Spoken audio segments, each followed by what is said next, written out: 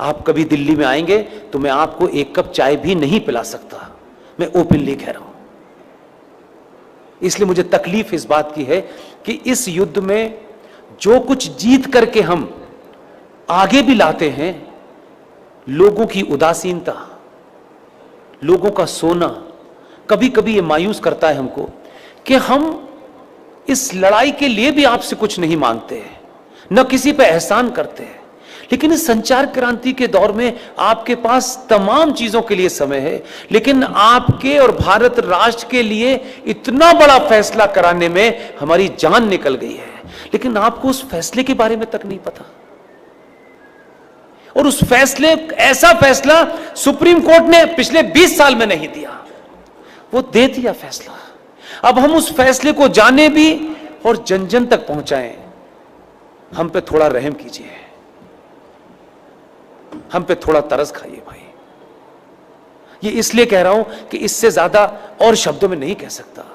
2018 में supreme court के अंदर जस्टिस अरुण मिश्रा जी, जस्टिस अमिताभ राय साहब इतना बड़ा फैसला दिया है, लेकिन उसकी 90% लड़ाई मुझे और आपको लड़नी है।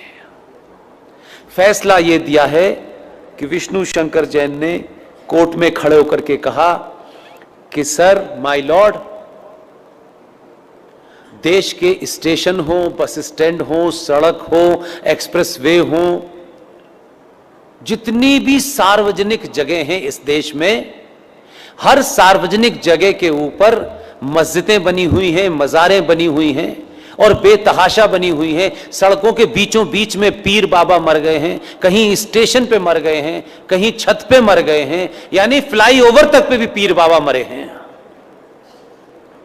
ये भारत के सार्वजनिक और सरकारी जमीन के ऊपर एक जिहाद चल रहा है ताकि कोई भी इनके खिलाफ न बोल सके।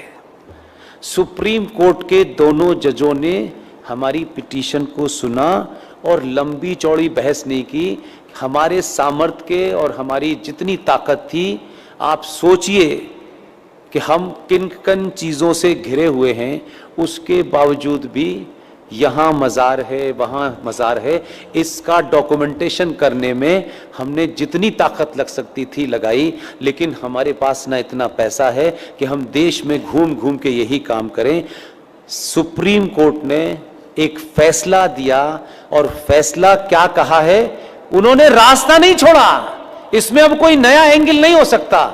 2018 में माननीय जज साहब जस्टिस अरुण मिश्रा जी, माननीय सुप्रीम कोर्ट के जज साहब अमिताभ राय साहब ने यह कहा है कि राज्य सरकारें पूरे देश में अपने अपने स्टेट में जहां भी सरकारी जमीन पर इल्लीगल स्ट्रक्चर बने हैं, उन्हें तत्काल प्रभाव से डिमोलिश करें और इसकी रिपोर्ट हाई कोर्ट में जमा करें।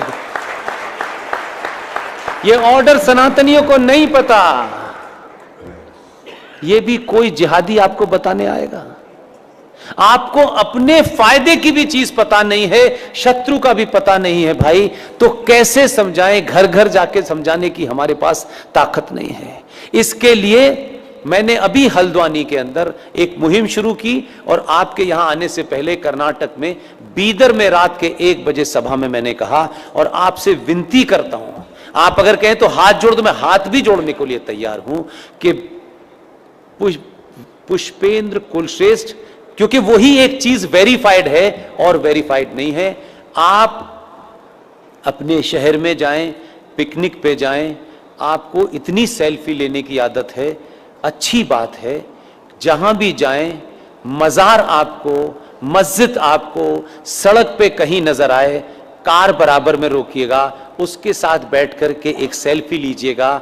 आपकी तस्वीर हो उस मज़ार की, उस मस्जिद की जो सार्वजनिक स्थलों पे बनी हुई हो, उसकी सेल्फी लेकर के मेरे फेसबुक अकाउंट पर पुष्पेंद्र कुलश्रेष्ठ वेरीफाइड पर पोस्ट इसलिए कर दीजिए कि उसी का प्रिंट आउट निकाल करके हमको कोर्ट में जमा करना।